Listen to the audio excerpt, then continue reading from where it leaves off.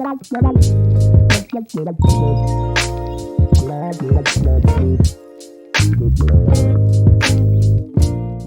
a world where every voice carries a story, Black History Month stands as a beacon of remembrance, celebration, and reflection. Join us in a journey through the intricate layers of Black identity and history. So, best members, here we go. I have a question for you. What is Black identity, and how do you define the Black experience? Good question. That is good. For me, I would say it's probably a little bit different than your typical response. I'm making assumptions here, but because of the way I was raised, parents, first generation immigrant, I feel like my experience is somewhat very different than someone that was born here in the United States, because the exposure that I got for Black culture didn't come until I was much older. So did you learn more about Black history as in the American experience? I did not learn Black history until my 7th grade.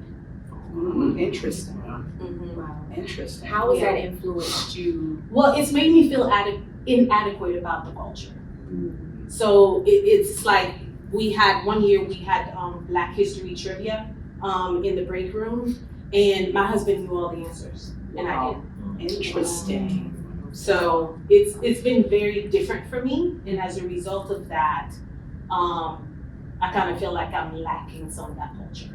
So as a Haitian American, you feel as though your experience is different from the Black experience? Absolutely.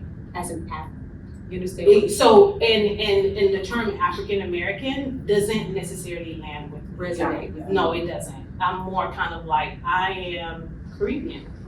I'm from the Caribbean. That's what I say. Mm-hmm. I never say African American. Right.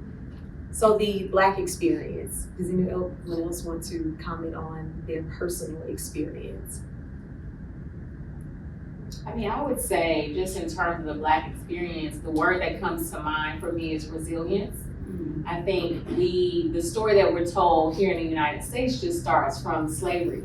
But if we go way back, we are kings and queens, accountants, business people, service people from all over, not just the continent of Africa, but the Caribbean and all over the world. And the fact that we, of course, post-slavery are now here in the United States, it speaks to our resilience. We have created our own way of thinking, of talking, of maneuvering, of balancing here in the States. So I think the experience is vibrant. I think it's resilient. I think it speaks to us as people, how we are able to just stand up despite the odds, despite oppression and things of that nature. So, it makes me excited to talk about Black History Month because of the experiences that we've had and what we've done here in the States. So as a native of Jackson, Mississippi, tell us a little bit more about how the Black experience has affected you and your family. I know you have a lot of civil rights activists in your family. Tell us a little bit more about that.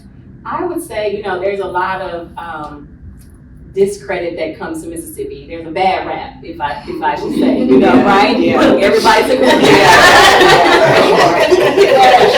The wonderful thing about Mississippi are there were great civil rights leaders because they were going to stand up for what was right. They knew that the things were wrong, so despite the odds, despite oppression, despite systematic barriers, they were able to still push forward. These are men and women, young and old.